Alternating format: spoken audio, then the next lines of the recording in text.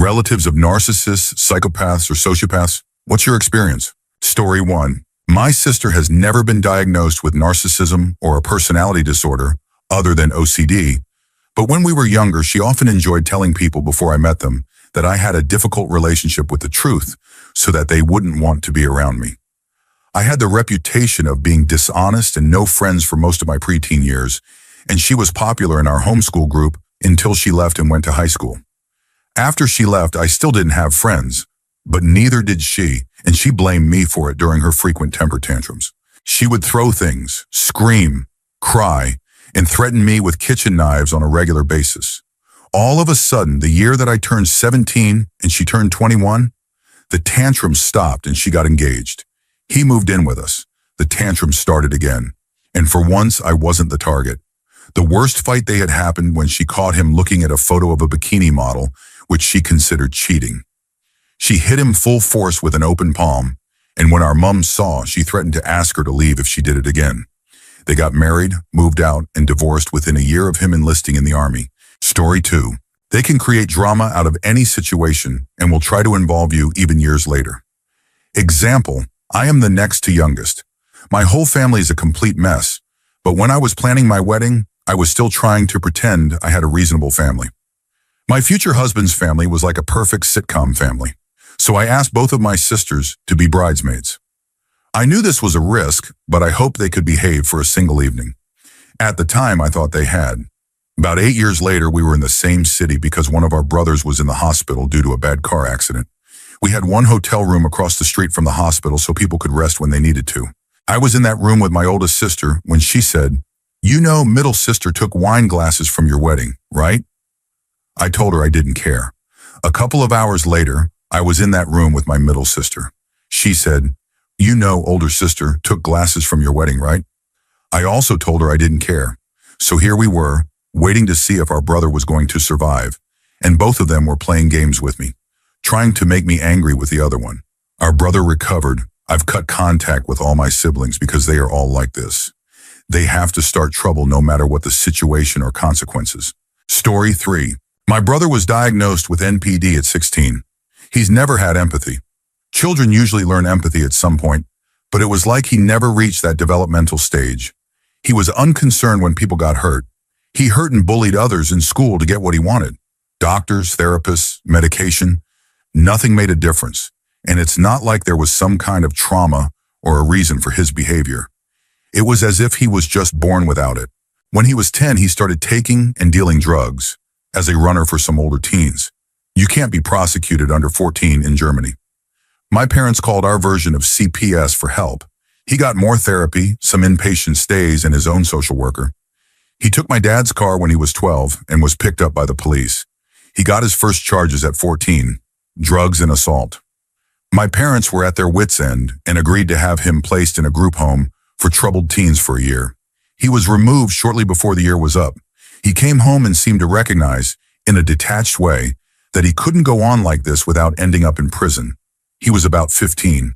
He started being less physically aggressive, but he had unrealistic delusions of grandeur and needed everyone to comply with whatever he wanted.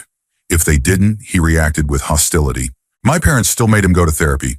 He assaulted my dad and choked him because he didn't want to go. My brother was 16, but also 6'3" and about 190 pounds. My dad passed away from a sudden aneurysm when he was 16, and he spiraled completely. He got a girl pregnant and she was asked to leave by her mom. My mom took her in. The girl was not a bad person, just had some issues, so it wasn't surprising that she'd date my brother, who could be charming if the situation demanded it. He attacked her at our house a couple months later while she was still pregnant. That was the last straw for my mom. She told my brother to leave. We helped the girl find an apartment for her and the baby. Not long after, my mom let my brother move back in. He seemed to think he was the head of the household. My parents never married, so my father's modest possessions went to me and my brother instead of my mom, and that included the car my dad bought a year before he passed. It was the first brand new car he ever bought, a small one, but he was proud of it. My brother made my mom sell it so he could get his half of the money. It wasn't even expensive, and my mom was devastated to lose my late dad's car. I was 20 then. My brother was 17. He was verbally abusive and constantly tormented my mom emotionally. He threatened to hurt me on a daily basis whenever I didn't do something or give him something he wanted. He also threatened me with worse things a couple of times. On a particularly bad day, he told my mom that he could easily get people to cause her harm when she went out. When the threats lost impact, he would physically attack me every couple of weeks. There was one particular instance where I was actually afraid he was going to seriously harm me. He did his usual routine of using me as a verbal punching bag because he had a bad day, and I was just burnt out. I didn't even react anymore. He hit me a couple of times and choked me. No idea how, but I fought him off, grabbed my phone and ran to the bathroom where I locked myself in before he could get to me again. He was trying to force the door while I called the police. They did nothing, told me he lived there, so we'd have to get along, and since we both said opposing things, nothing would come of it. I insisted they take my statement. My mom wasn't home at the time, but she was a wreck anyway and couldn't cope anymore. A couple of days later, my aunt came to visit for a few days. My brother was his charming, manipulative self for her. My aunt tried to pressure me into not pressing charges, since apparently I had given myself the dozens of bruises and contusions I had, as my brother told her. I was severely depressed at that point and gave my mom an ultimatum, me or him. She told him to leave again. He came back a year later, and I moved out for college immediately. I don't blame my mom much anymore. Rock and a hard place and all that. But she never could understand that her love for her son was misplaced. He didn't have the qualities that make someone truly human. He had no empathy. He was not capable of love. He was just an empty shell going through life, trying to get whatever he wanted by whatever means necessary. I haven't spoken to or seen him in about 7 years, but my mom's still in contact with him. He went to Spain when the mother of his daughter tried to get child support. Sometimes my mom still talks about the things he's done. A couple examples. For some reason, his ex-girlfriend started letting him see his daughter, and she flew to Spain with my mom once or twice a year. Or used to, anyway. He locked the girl in the basement with food she couldn't finish because she was full. She was about 4 years old. She doesn't want to visit him anymore. He withheld rent from his Spanish landlord for about 6 months. The landlord had terminal cancer, and my brother saw it as a waste to give money to a dying man. He married a woman in Spain and had another child, and he now works as a realtor. From what I've heard, he still thinks he's exceptional. I don't think I'd even attend his funeral if he passed. Story 4. She called the police in CPS multiple times, repeatedly accusing our stepdad of child abuse. It usually happened when she had rules and consequences to follow. She didn't like that my parents had researched how to raise someone with severe behavioral issues without them becoming dangerous, because suddenly they knew all her tactics. I sometimes think about how sad it must be to be physically incapable of feeling human emotions, but clearly it would only have held her back. Edit. Her diagnosis was emerging antisocial personality disorder because they said they couldn't diagnose someone under 25 with the full condition. Dad acts very similar, so I assume whatever she has, he has it too. To add more now that I'm more awake, I lost almost all of my friends. My extended family, besides my immediate one, totally ignores me because my mom and I protected my stepdad by saying my sister was lying about the abuse. Just to be clear, we were investigated multiple times and CPS said they were doing a phenomenal job raising so many kids with complex mental health issues so well. They recorded the first 2 times as false claims, and after that they said, "We just have to investigate to be sure. Just do the interviews and get it done. We have to do it every time," which I do appreciate for the sake of children who are really being abused. But we had notes from therapists and counselors saying, "Has a history of lying and tells lies to get what she wants." Yet my entire family still thinks we were protecting someone dangerous. The real kicker is that our biological father is also diagnosed with severe personality issues and was actually abusive. Guess who she moved in with when my aunts refused to let her go back to my mom's? If you guessed our truly abusive dad, who was basically giving her training just by being around him, you'd be right. All our family who united in a so-called justice mission about child abuse are now close with a man who used to threaten me and hurt me when I was 7 or younger. I'm sure it makes my mom feel great too, knowing all her sisters took her abuser's side after a long, draining divorce battle that left her emotionally and financially exhausted for years. I could write a book about how much they've all hurt me, either by being this way themselves or by enabling it.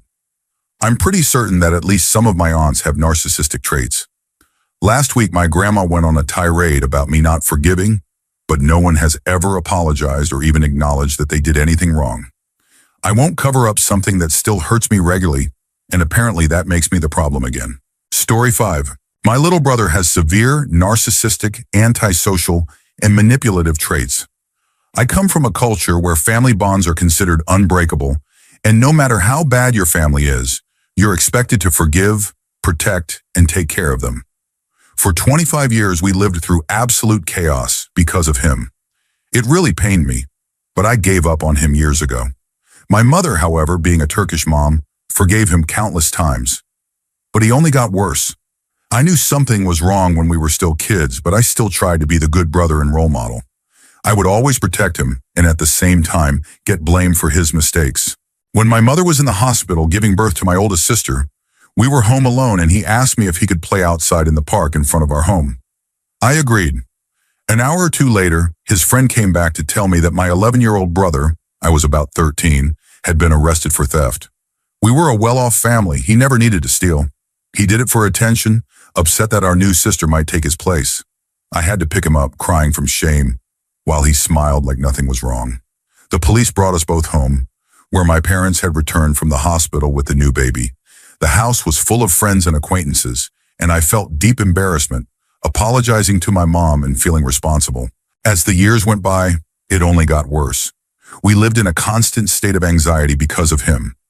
I'm too embarrassed to share most of the other stories. We finally cut him out of our lives after 25 years. Imagine hiding all your belongings because your home was never safe. Imagine never being able to ask for anything as a teen, because if I asked for 5, he would have to get 50. Imagine fearing that if you left, he might threaten our mother or take her possessions. For a while he had a girlfriend, and my mom hoped it would help him change. Instead, he treated her like property. One time he was yelling at her, threatening her, and dragging her down the stairs. I intervened, told him if I ever heard him behave like that again, I'd stop him, and she ran off. He later explained that he was angry because she talked back and wouldn't lend him money. He was spending huge amounts in clubs at the time. When she finally left him, he called her father to insult her and sent him inappropriate personal items of hers. He then became incredibly depressed, not because he cared for her, but because she had left his property. Soon after, he took my parents' new car and crashed it into a wall just enough to total it without injuring himself. He had his own car but claimed it had no fuel, which I later found full. He used this incident to emotionally manipulate my mom, claiming he would sue us and blaming us for not supporting him enough. The only person he actually feared was me, so I felt a constant burden to keep him in check. I couldn't leave my mom alone with him, fearing for her safety. I couldn't move out. No amount of talking worked. He made endless promises and excuses, sometimes blaming me for things I had done to protect others years earlier. I had defended him countless times as a kid when he picked fights. It took years to finally cut all contact. My mom often excused his threats and theft, even though he could have simply asked for what he wanted. He liked taking things without permission. I couldn't even go to the bathroom without locking my door. But now we have no contact, and the burden is gone. I no longer have to worry about him threatening, stealing from, or manipulating my mom. The anxiety and constant tension he caused ruined decades of our lives. He broke down my mother, who was the strongest woman I knew. I will never forgive him. I no longer consider him my brother, family, or even an acquaintance. This is why I believe some people are born harmful. He had a loving and supportive family that gave him everything, but it was never enough. No one else seemed real to him. Only his own needs mattered. He treated friends, partners, and family the same way. His social charm only made it worse, fooling people until he eventually turned on them, took from them, and spread lies. He would never forgive anything and would go to extremes for revenge, even when he was at fault. When my mother once refused to give him money because he had taken a large sum from her, he destroyed her clothes and shoes, smeared condiments all over her belongings, and then years later still used it as proof she was a bad mother because she gave pocket money to our little sister. My mom even apologized to him at times just to keep the peace, which only encouraged him further. Thankfully, she now realizes it was a mistake. Thinking about all this still upsets me, but the truth is, we are all happier than ever now that he is out of our lives. Story 6. Growing up, she had total control over my life.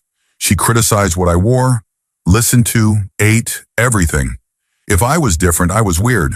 If I liked what she liked, then I was copying her. She tried to scare me multiple times with weapons, claiming she would never actually hurt me. But she would hold a samurai sword to my throat and tell me if I moved, I would regret it. Eventually, she had a child when she was 19, and I was 16, and for a year she was a good mother. Then she decided she didn't want to be a mom anymore. I've seen her ruin countless people's lives, from stringing them along to draining their bank accounts to contributing to them ending up in legal trouble. She's still waiting for trial on her charge. I despise her, and she is not family to me. I had so many issues growing up that stem from things she did to me, and I don't want to see my niece grow up like that. My parents are doing a wonderful job of raising her, but she doesn't understand why her mom isn't there, and it breaks my heart. Story 7. My brother was given special treatment as a child because he was gifted at basketball. He had no consequences growing up and could do whatever he wanted. He treated me and our parents badly, and they still gave him special treatment, while I would be punished for the most minor things. His life is a mess now. He has no sense of self-worth and just gets handouts from my parents. He is in his late 30s, and my parents are still giving him money for rent and food. He wants everyone to feel sorry for him and expects everything to be handed to him. He can't do anything on his own and manipulates my parents into doing whatever he needs or just giving him extra money. He has no incentive to change and is content playing video games all day, while my parents enable his lifestyle. During holidays, he talks down to me and tries to make me feel bad about how difficult his life is. I have no desire to talk to him until he makes serious changes in his lifestyle and choices. Story 8. He never got a diagnosis, but he's very good at deceiving. He always tried to get all the attention and would cry to get me punished so he could spend more time playing with my game console that I had saved up for myself. I ended up being the black sheep, with my mom constantly threatening to call Child Protective Services. If I had understood things better back then, I might have preferred that. He was always sick and always the victim. It got so bad that they once forgot me at home when they went to my grandparents and didn't realize it until they heard me crying alone at night behind a couch. There's a lot I'm not including, but it wasn't just emotional harm. He used the family dynamics to turn us against each other. I confronted him many times, and years later he seems to be trying to be himself rather than always playing the victim. Still, I don't want to be around anyone here. It's uncomfortable even to be near them, but it's still better than being in that situation and having to deal with it. Story 9. My dad is as much of a narcissist as it gets. I didn't realize it was abnormal until I moved out of the house and out of state. When I came back, I remember him calling me one day to ask me to give him $10 because he said he needed to get something to eat. Sorry, but I don't have $10 to give you. You don't have $10 to give your dad? Come on, I'll pay you right back. I just need it to go down to the store so I can eat. I don't have it, so you'll have to handle it yourself. Well, I was going to ask your sister, but I don't want to ask her because she's my daughter, you know. I hung up after that. A few minutes later, he called me again and said, "Hey, your sister just sent me the $10. See, it wasn't that hard." A couple of months later, I heard that he was still asking my sister for money. On her anniversary with my brother-in-law, he called and upset her to the point of tears when she said no. Then he told her, "So you're just going to let your dad freeze to death outside tonight?" My brother-in-law told him never to call them again, and I haven't heard from him since. He honestly thinks he is popular and a good person, but he isn't. I blocked his number and want nothing to do with him anymore. It's strange because you either grow to be just like them or completely the opposite. I've had to grow up on my own without a father figure to teach me how to make good decisions or lead a household. These are things many people take for granted without realizing how valuable they are. I always envy people who can still live with their parents into their 20s. I moved out at 18, and now at almost 30, I wish every day that I could have stayed at home without worrying about rent, utilities, car payments, insurance, gas, phone, internet, and all the rest. Story 10. 2-year divorce and custody battle. I was a faithful, happy, and devoted husband and father. I gave up my music and my small business to stay home with our child at her request. She had shown severe emotional and mental instability before our child's birth, was prescribed medication, which helped greatly, but stopped taking it when our child was conceived and never resumed. My goal was to protect him as much as possible. She got worse again. She started a relationship and affair with another coworker she had hired and devised a plan to destroy me. She had me arrested, removed from our home, left me without money, a job, a vehicle, or a place to live, and told the court I was abusive, neglectful, an alcoholic, and financially irresponsible. Without court involvement, she blocked my access to our child's education and medical care. I have access now. Our son developed asthma and she hid it. He was prescribed 2 inhalers and she only gave me 1. When I tried to contact his school and doctors, she claimed I was harassing them. I endured 4 months of supervised visitation for 1 hour a week, 2 CPS investigations. No case was ever opened. I now have my son overnight on a regular schedule. She still refuses to settle and wants sole custody. She took out a $120,000 loan on our apartment a year ago without my approval or the court's knowledge. I brought in a forensic psychologist who tested us. My results were labeled too well adjusted, which they suggested meant I was in denial. Her results indicated a tendency toward persecutory behavior and dramatization. I've done nothing but comply, extend olive branches, and cooperate, but she continues to accuse and take. She told the forensic evaluator we had a nanny, no proof, and we didn't, and that I pleaded guilty to the charges. I didn't. They were dropped. She told the doctor that our child's preschool couldn't administer his medication, but I have a recording of them confirming they could and do. Story 11. My sociopathic older sister, 3 years older, and I shared a bedroom growing up. I slept on my stomach with my head under the pillow and my stuffed animals on both sides because she would attack me in my sleep. She would lock me in our old, dilapidated, spider-infested shed instead of babysitting me.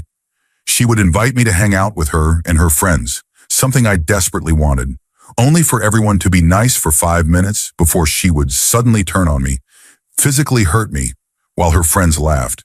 They bullied me all day, every day. I was sweeping the kitchen one afternoon when she came in, grabbed the broom, and hit me with it. Telephone receivers, tennis rackets, soccer cleats, and hairbrushes were among her preferred tools to hurt me. When I was 18, I still lived at home, and she lived a couple of miles away. After work one day, she showed up at our parents' house and invited me over, telling me to bring something I owned. Knowing she was just using me, I declined. An hour later, as I was leaving to go to the store, I saw her speeding toward me on our street. She crashed into my car, totaling it. Currently, my mother, my brother, his partner, his ex-wife and her husband, and my 18-year-old niece all have restraining orders against my now 44-year-old sister. She has been banned from multiple public places for her explosive tirades. She was arrested for assaulting a family member, and as the police were putting handcuffs on her, she said, "I should have hurt her worse." My dad has always bailed her out, so she's never been held accountable and genuinely believes the rules apply only to others. According to every mental health provider I've spoken to in the past 25 years, she is a narcissistic sociopath. Story 12. Not about a sibling, but a parent. My father left home after 15 years of marriage. My older sisters left at 13. My mother was afraid to lose me too, so she started telling me I was bad at everything, that I'd need a disability pension to survive, and even sent me to a mental hospital, telling me to pretend certain things.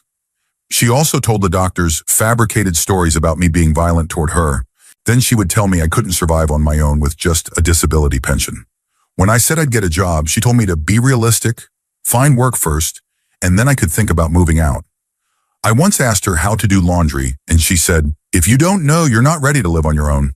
She claimed she'd help me with job applications, but when I applied for physical work and asked her to confirm my reliability, she secretly told employers I was lazy and would cause problems. I never got hired. I eventually moved abroad without telling her. 2 years later, she said she was moving in with me and started knocking on my door, speaking loudly in Russian so neighbors would think I was from there. Story 13. My sister is a narcissist. When we were little, she would threaten me and say cruel things. As we grew older, she told lies to get me punished and manipulated others to feel sorry for her. My younger sisters, who were much younger than her, were called names and told that the family was embarrassed by them. She was targeting a 10-year-old and a 5-year-old when she left for college. Our parents enabled this behavior for years, telling us to ignore her and rarely reprimanding her. She is almost 50 now and still acts the same, but we can choose not to deal with her, though she still tries to divide the family. She is most effective with me because she is the oldest and the most favored. Once I loaned her something, and she later claimed someone else broke it. I knew she'd refuse to take responsibility, our mother would agree with her, and Dad would follow Mom. So I told the school superintendent since she claimed it broke there. When we got home, she complained to our parents, and my dad came in and scolded me for airing family matters in public without asking for my side. My mom told me that social life is different in high school and insisted I was in the wrong. Story 14. In recent memory, she was getting married. Bridezilla doesn't even cover it. Our parents are wealthy business owners and agreed to help pay for the wedding. She assured them that having it outside with a rented tent would be cheaper than a hall. It wasn't. They paid for grass seed, tent rental, tables, chairs, portable restrooms, alcohol, and materials for a dance floor. The total came to about $20,000 from their pockets. They never got a thank you, and the groom's parents, who didn't contribute financially, treated them badly. At the time, I was very sick and needed surgery, but I delayed it so I could attend the wedding. I was in constant pain and working full-time. She and her maid of honor got upset because I didn't take enough time off work for wedding events. I didn't want to attend the bachelorette weekend due to my health, but she guilt-tripped me, saying I probably didn't even want to be in the wedding. I went anyway, and it was miserable. That wedding was when she and her husband showed their true colors. They accused me and my parents of being unsupportive. She still brings it up 2 years later. We hardly speak now. Story 15. I don't use sociopath as a random insult for her. She has a very high opinion of herself, posting online about what a good person she is, never admitting when she's wrong or taking responsibility for anything. She was fired for arriving hours late to work repeatedly. She'd fall back asleep whenever we tried waking her, but she insists it was because her boss had it out for her. When she does admit fault, she always has an excuse. She shows no concern for other people's problems. For example, when I got in trouble for a mess her kids made, she said I was just complaining about nothing. And she likes to target people she knows can't fight back, like our autistic sister. The moment she truly crossed the line was when my parents found out she stole hundreds of dollars from their bank account. This happened on the day they had to take me to the hospital because the right side of my face was numb. It turned out to be Bell's palsy. While they were worried I might have had a stroke, she tried to take their money. My parents were ready to cut ties and press charges, but she made up a story about being addicted and needing help. She does have substance issues, but she doesn't want help. She's been living with our grandmother to get rehabilitated for the last few months, leaving us to take care of her kids. I know she's just trying to avoid legal consequences. Story 16. I don't know if my oldest brother, who I'll call B, is a narcissist or something else, but there's definitely something wrong. He was an only child for 5 years and would have preferred it stayed that way. He would pinch our sister until Dad stopped him, and later did the same to my older brother T, who's 14 years younger than him. He never targeted me, but as T grew older, B tried to hurt him whenever possible. B dated a woman who was still legally married and often brought her kids, and sometimes her siblings to our house to eat, even though Dad was disabled and Mom was unemployed. Later, when he broke up with her, he got his new partner pregnant, and they took over our home, eating our food and controlling the TV. When Dad passed away suddenly, the funeral home allowed us to make payments. B, who earned the most money, signed an agreement to pay, but stopped because it made him sad. Mom eventually got a letter about missed payments, and I ended up paying off the funeral and buying the headstone. He once called me at 4 a.m. while I was traveling with my now husband because he couldn't reach Mom. After his second wife left him, he called Mom at all hours, disturbing her sleep despite her heart problems. When I told him, he made it about himself. When T's wife died unexpectedly, B told him it was worse when his wives left him because at least she loved you. At my wedding, I had Mom walk me down the aisle since Dad was gone. B said he should have done it because he was the oldest son. He didn't like that our minister was female, and when I asked him to get black dress pants so he wouldn't stand out from the other groomsmen, he refused and wore brand new jeans instead. At the reception, his son pinched T, causing an argument that led to B and his family leaving. Now he's deeply religious, believes he's always right, and we rarely speak. Story 17. My half-brother from my dad's affair has been cruel for as long as I can remember. Every pet he's had has died within weeks. He used to physically harm his girlfriend, once so severely that she lost teeth. He lies constantly, stole money from my mother after surgery and from his own mother. When his girlfriend decided to leave him, he threatened to harm her and their twins, even feeding one child food they were allergic to. During a custody dispute, he tried to take the kids and told my dad over dinner that if he couldn't have full custody, he'd harm them just to hurt their mother. He bullied me as a child, including pushing me out of my wheelchair.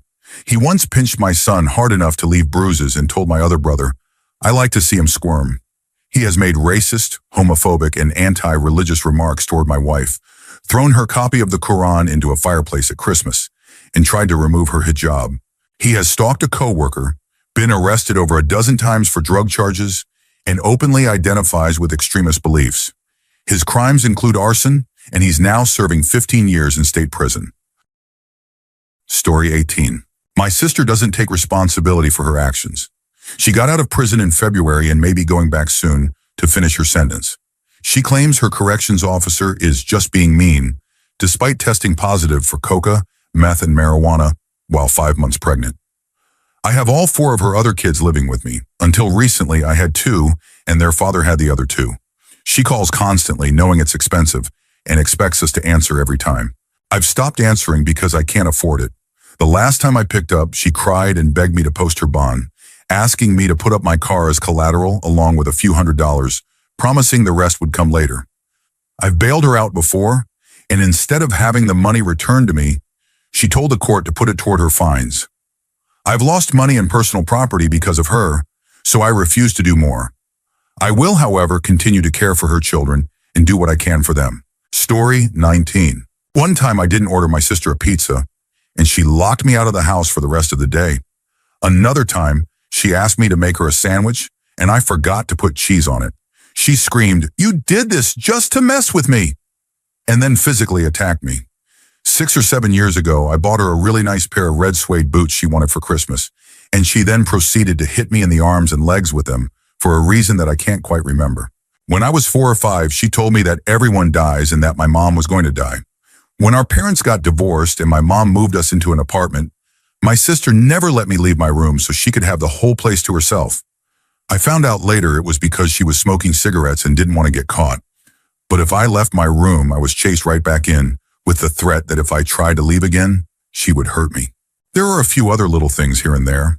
I wasn't allowed to watch TV shows she liked or eat any kind of food or candy that she liked. I always had to play games that she wanted to play.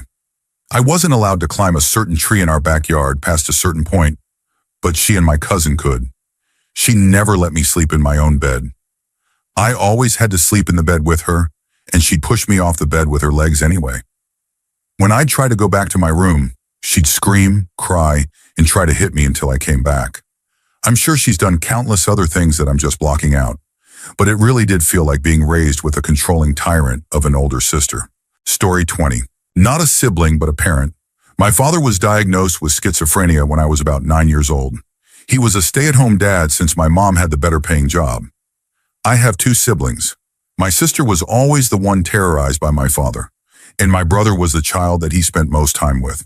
I mostly remember one incident where my sister was coming home from school, having already eaten because we could never be sure if we would be fed that day. That time he had cooked. My sister told him that she wasn't hungry, and he became aggressive toward her. She was lucky to have gotten out of the way before he could reach her, but our kitchen door did not survive. My brother, on the other hand, experienced even worse parenting. He never really had friends, and since my father never let him play alone, he now gets extremely angry when my mom doesn't allow him to use the PlayStation. He has grown very entitled. After the incident with the kitchen door, I started thinking about how I could get rid of him to save my family from him. He did have a psychiatrist, but he did not trust them and never took his medication because he chose to self-treat with alcohol. He once told me it was healthier to be an alcoholic than to be addicted to psychiatric medication. At that point, I didn't have the energy to argue with him anymore. I asked my mom to divorce him, but she was sure they would get shared custody and feared that he would pick us up drunk or crash his car into a tree with us in it. I became really depressed and helpless because the only way we could ever seem to be free of him was if he wasn't around anymore. I cried myself to sleep for the next year because of that. This might sound harsh, but we were so relieved when he took his own life when I was 16. Since then, my mom only works half-time and found a better workplace where she makes the same amount of money as before. We finally got to eat regularly, and I gained 10 kilos, finally reaching a healthy BMI instead of being underweight. I still struggle with romantic relationships, but with my current partner, it has gotten a lot better. My first relationship was a nightmare, but that's a different story. Story 21. I wonder if my brother has a serious personality disorder because he has never really expressed remorse. He hit me and called me a lot of names when I was a kid. We have an 8-year age gap, so I was always on the receiving end. He plays a lot of mind games to get people upset, ranging from telling my family to all come to the house when I was 9 just so he could inform them, in a group, that I was fat. He does things to provoke people. He discards them when they serve no value to him. A great example is my aunt. He used to talk about harming her and called her awful names, but if she had money, he was sweet as honey to her. The moment she stepped out the door, she was back to being someone he insulted. He also habitually lies about things he owns, and it's not even because he lacks money. He makes over $100,000 a year.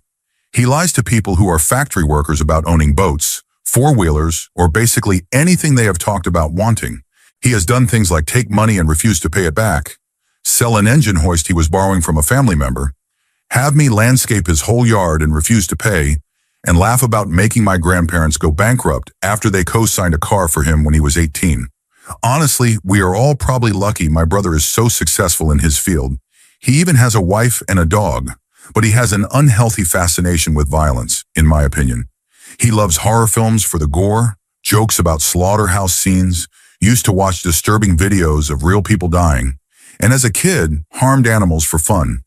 I remember him making a pile of more than a dozen blackbirds he had shot and topping it off with a goldfinch. I also remember him talking about harming animals in other cruel ways. He is also strangely obsessed with criticizing how women act or dress, despite not being raised in a house that would instill that value. He's incredibly meticulous. His house and room have always been spotless and very organized. He used to get really upset when his friends moved any of his toys or touched his things. The worst part, probably, is that he's not only relatively attractive, but he's also mastered masking. He can be charming. He can appeal to people by talking about shelter dogs. He can lead in business. He can fit in almost anywhere. But he doesn't want to. He doesn't have friends because he sees them as tiring or stupid. He views nearly all social aspects of life as drains, a network to get to a goal. But I think the peak of my brother's cruelty was when he broke up with his first long-term girlfriend after years together. He openly messaged his current wife while still with the other girl, literally while she cried, and asked him to stop, acting like she wasn't even there. My mom had to tell the girl to leave my brother because she wouldn't do it herself. After the breakup, my brother began parading around the fact that she had been abused as a child, using it to insult her. He laughed about it. She was the kind of person who went out of her way to help others and volunteer in her community, someone who was sweet and innocent and loved him entirely, and she meant nothing to him. Story 22. He may not be as bad as some siblings in this thread, but my brother is still pretty bad. I believe he's bipolar or something similar because he gets angry very easily and out of nowhere. But my parents have never had him tested. A few years back, he got mad, threw one of my shoes at me, and busted a hole in my wall. All he got for that was a stern talking to from my parents, and he yelled at them in return. Another time, he threw an airsoft gun at me and dented my bed frame. When I get an attitude with him because he's annoying me, he goes on a huge rant about how I have an attitude problem and tells my parents they need to do something about me. Because once the real world hits and I get an attitude with the wrong person, I'm going to get punched in the face. He also puts me down when I try to make a joke around his friends. We share a friend group, saying I'm just trying to show off in front of them or act cool. Recently, when I changed my hairstyle from the one I'd had all my life, he said it looked dumb. Now that I have a job and a little spending money, he'll ask me what I want to do with it. And when I tell him I want to build a PC, he goes on about how I should spend my money on something that lasts and not something that'll only last me a year. He even suggested I buy a project vehicle he found so we could work on it together. Sorry if this is long and hard to understand, but once I started typing, all these things came flooding back, and I wanted to get them off my chest. The only people I talk to about it are my friends, and they're probably tired of hearing about it. Story 23. My sister played the victim for our entire childhood. She never lifted a finger to clean, and my parents didn't seem to care. She once choked me with a charger cable because I wouldn't make her a sandwich. I punched her in the face once for throwing a chicken strip at me. When I was younger, she used to physically intimidate me, pushing me while berating me and saying things like, "What are you going to do?" Then I joined weight training and eventually pushed her out of my doorway into hers. She once tried to take her own life by swallowing every pill in the cabinet. My parents responded by buying her a car. Soon after, she got intoxicated and convinced me she was sober enough to drive. She asked me to give her my phone so she could go get hers. She was 15. I was 12 or 13. I hid the car keys but eventually gave them to her. She went on a high-speed chase and ended up hitting someone. I had both house phones with the ringers turned all the way down, waiting for her to call me. When the phone lit up and it said, "Police Department," my heart sank. I answered and they told me she was in the hospital. I had to wake my mom up. I felt like it was my fault. My parents then enrolled her in cosmetology school after that event. The guilt I carried from that lasted years. That event affected our family's life tremendously, financially, and in countless other ways. Nothing was the same after. She went through court and CPS got involved. Eventually, she spiraled into using hero and meth. She's now in such a fragile mental state that she says she can't listen to the white noise from a fan because it opens the door for demons in her mind. I moved to Texas 2 years ago, and I will never go back. The guilt still lingers. Story 24. My older sister has never been diagnosed because if you bring up therapy, she takes it as a personal attack. She's 28, only a year and a half older than me, and after years of putting up with her abuse because that's just how she is. Thanks, Mom and Dad. I haven't had contact with her in over a year. I tried explaining to her that she's been emotionally abusing both me and my mom, but she's never taken responsibility or apologized. I've endured being punched in the face and having my glasses broken because I changed the radio station in front of one of my friends, to being told nobody cares about me and that I should just keep quiet. The last time I had contact with her, we were both visiting our parents. I was there to see a specialist for a chronic pain condition. My sister woke me up at 6:30 a.m. by singing at the top of her lungs and slamming doors. I told my mom I might switch rooms, and since my sister had a friend coming to stay, my mom mentioned it.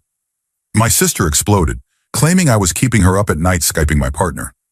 I explained that he worked at 4 a.m. and was in bed by 6, but she replied, "Well, 2 years ago you did."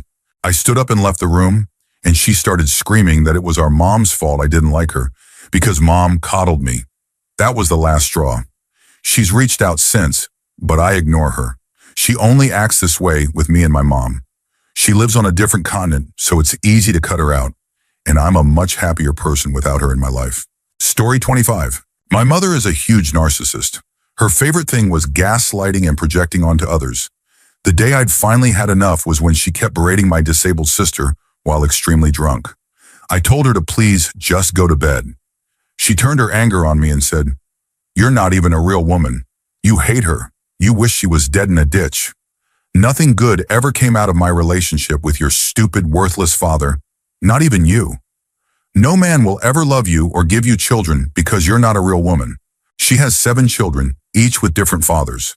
She resented my oldest sister, in a wheelchair, because she had her at 17 and was forced to take care of her throughout her young adult life until she got in trouble for drugs. It took her 2 years to talk to me again after that night, and even then, it wasn't to apologize. She wanted to know why I hadn't talked to her and how I could be so bitter toward her. She's not really part of my life anymore. Occasionally, she asks for money, which I never give her. She gets mad, calls me selfish, and then we don't speak for weeks. I'm doing well for myself now, while she and my stepfather struggle financially due to their poor money management. They like to pretend it's my problem. I'm happier with them at a distance, and my sister lives with me now. Story 26. My 2 years older brother, 35, is most definitely a narcissist and possibly a sociopath. When we were young, he would manipulate me into doing his bidding. He was lazy and controlling, and with divorced parents who didn't intervene, I became something he could control. My belongings were his belongings, and my low self-esteem made me compliant. He hit me and threatened me countless times if he didn't get what he wanted. In high school, I began to distance myself from him. We moved between houses each week because of shared custody. I hated it, especially at Dad's. Dad was stubborn, uncompromising, and the reason for the divorce. He and my brother would argue endlessly, and I'd be forced to stay at the table and listen. My brother blamed everything around him for his problems, while I believed everything was my fault. My parents ignored every request to separate us. When he left for university, it was the best time of my life. Holidays were when I realized how much I liked him not being around. My parents eventually noticed too, only after he started treating them badly. Summers when he moved back home were the same as before. Later, my parents convinced me to attend the same university. There, he became a womanizer. His looks and vanity gave him a reputation that affected me socially. I remember hitting it off with a girl, only for her to lose interest when she learned he was my brother. After leaving university, we had little contact until our parents talked us into living together in an apartment. It lasted about a year. He ate my food, barged into my room, tried to make me pay more rent, did drugs with friends in our home, and let friends sleep in my bed when I was away. The last straw was finding my bed full of sand from the beach. He denied it, and when told to clean it, he just put my sheets in the dryer and left them there. From then on, I've had minimal contact with him. I blame my parents for enabling him. We don't talk, and he will never set foot in my house. He's probably slept with over 300 women, and my mom still hopes for a grandchild. He recently moved to my town, but we will never meet up. Growing up with him damaged me, but it also made me determined to be the opposite of what he is. It's part of why I'm moving into law enforcement, to protect those who can't protect themselves. Story 27. She always made me do everything for her when we were growing up, and if I didn't listen to her or put up any form of argument, she would berate me, telling me I was worthless and that nobody actually loved me or ever would. When you hear that almost every day as a child, you start to believe it. It eventually led to self-harm, and when my mom and she found out, instead of asking what was wrong or trying to help, she told me that all I ever did was ruin her life. Because of her, I developed not only self-esteem issues, but also serious social problems. She would insist that I go everywhere with her, and if I ever wanted to hang out with friends without her, she would berate me again. Now it's difficult for me to make friends because I constantly think nobody actually likes me, even if they say they do. I trust almost no one. That's just part of it. Narcissists are extremely toxic, and the full list of what she's done is too long to write here. Everyone always says siblings fight, it's just what happens. But no, not like this. Siblings shouldn't make you feel worthless. Story 28. My sister is a narcissist, and growing up with her was like living with a control freak. She's actually my younger sister, but that never stopped her from needing to be in charge of everything. She constantly tore others down to make herself feel superior. If new kids moved into the area, she would insult and belittle me to them. I had a stutter for most of my life, and she used it to mock me, telling other kids I was stupid. Because of her, I never had many friends, and the few I did have, she would go out of her way to badmouth, insult, and ruin those friendships. She always had to get her way, completely.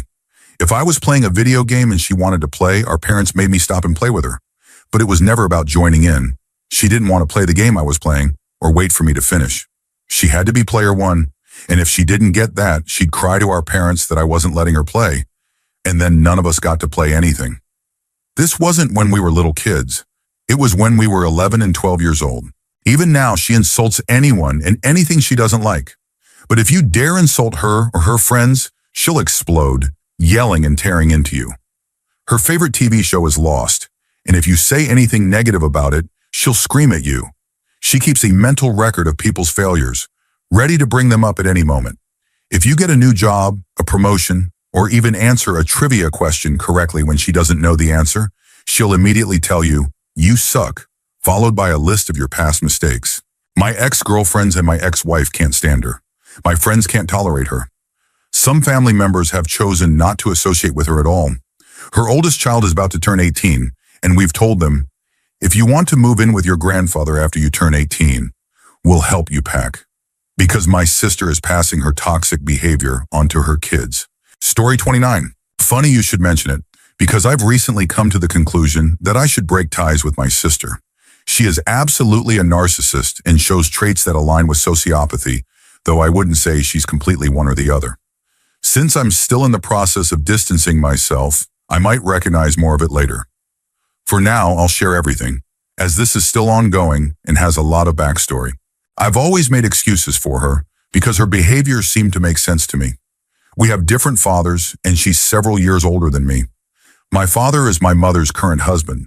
While things weren't always perfect, my parents were amazing overall.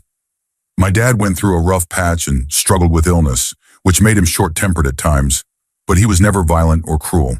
My sister, however, experienced neglect from her own father, and at times from both my mom and my dad when she was younger. Because of this, I excused a lot of her behavior. I also had my own struggles. I went through severe mental health issues after surviving abuse and spending my teenage years in a toxic relationship. While I managed to get out and receive treatment, I'm still vulnerable when stressed, which has been the case this past year. During this time, my sister seemed to be trying to get her life in order. She has 2 children whom I love dearly, and a husband who, honestly, isn't the best person. She picked up working out as a hobby. She changes interests often, so at first no one took it too seriously, but this one stuck. Maintaining a good relationship with her has always been important to me, and I've gone above and beyond to make her happy. Spending thousands on gifts, trips, events, and even babysitting almost every night when she was separated from her husband. Whenever she was struggling, I dropped everything to be there for her. She would be grateful for a few days, but then it was as if it never happened. I often blame myself, thinking if she didn't love me, it must have been something I did wrong. Recently, while I was in a fragile state, she began posting constant workout updates. Because I'd survived a life-threatening eating disorder, these posts were triggering for me. I didn't bring it up to her directly. Instead, I went to my mom for advice. My mom, concerned, mentioned it to my sister. My sister's reaction was explosive. She accused us of not being happy for her and of ignoring her progress. That reaction alone would have been one thing, but she escalated by posting about it publicly on social media, mocking the idea that her fitness journey could be triggering and making snide comments about it. Her friends chimed in, agreeing with her. This was when something clicked in me. I realized this reaction was extreme for such a minor issue, and I started remembering incidents I had buried.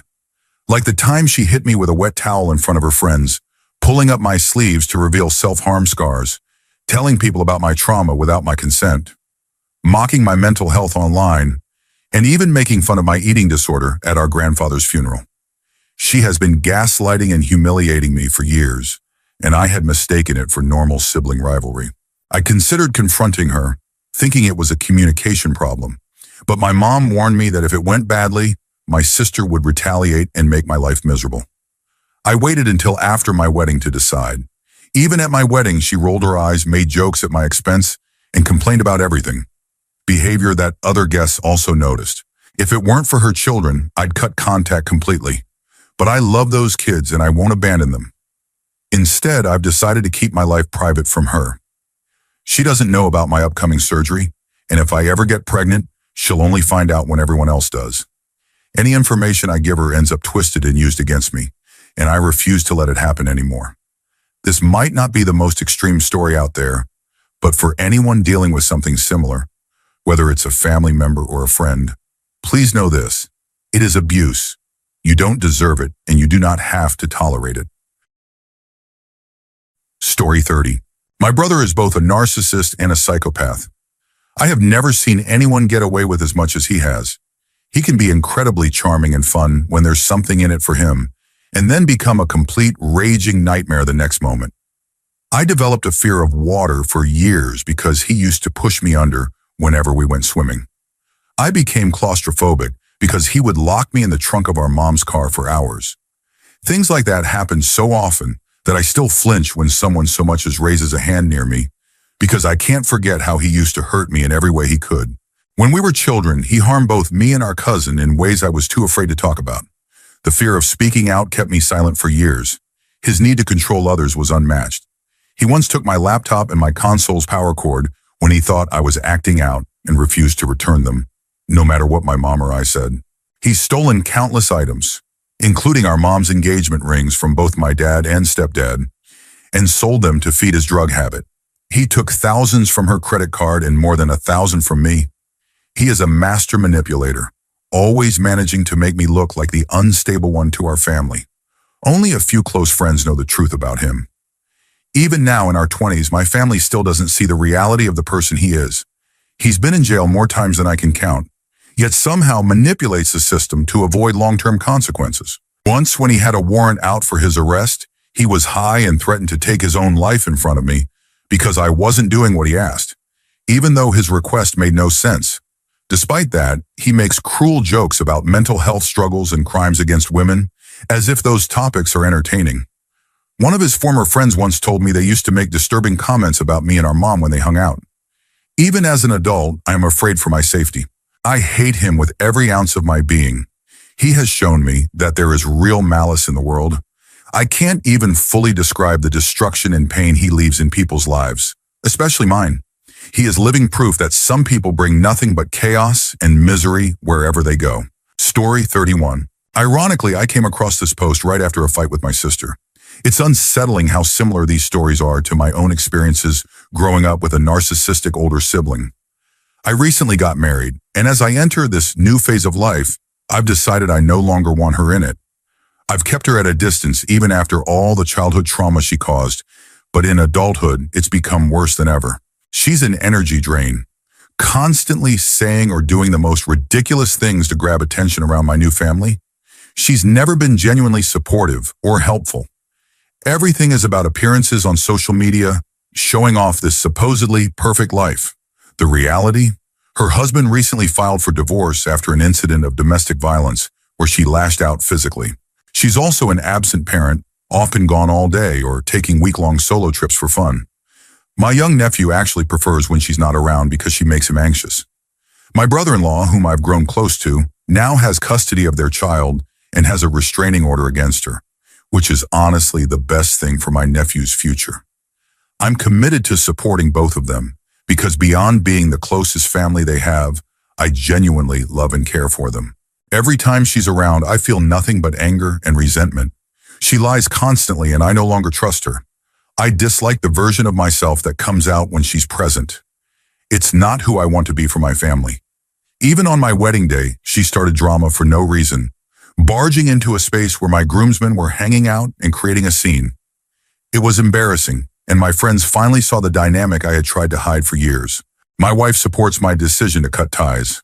I'm finally accepting that I need to do this to protect my mental health and move forward. The part I struggle with is the guilt. She has serious mental health conditions, and part of me feels a responsibility to help her. But every suggestion I've given for her own benefit has been ignored.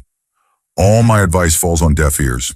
It's a painful conflict, wanting to protect myself by cutting her off, yet feeling a moral obligation to help because she's family. I'm learning that sometimes, no matter how much you want to save someone, you can't force them to change.